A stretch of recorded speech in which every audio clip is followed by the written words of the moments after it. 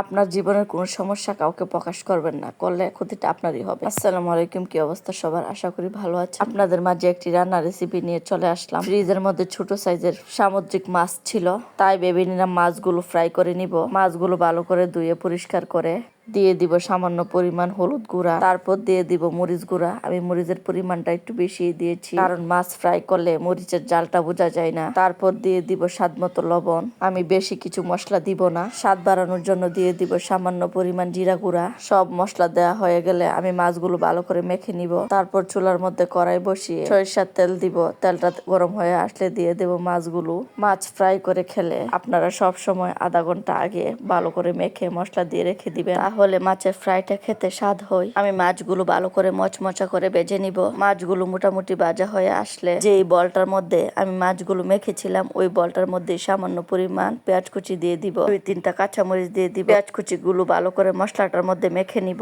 তারপর ফ্রাই করা মাছগুলোর মধ্যে সবগুলো পেঁয়াজ দিয়ে দিব। তেলের মধ্যে মাছগুলো ভাজার সাথে সাথে পেঁয়াজ কুচি গুলো ভাজা হবে। আমি চুলার আঁচটা কমিয়ে কিছুক্ষণ মাছগুলো ভালো করে ফ্রাই করে নিব।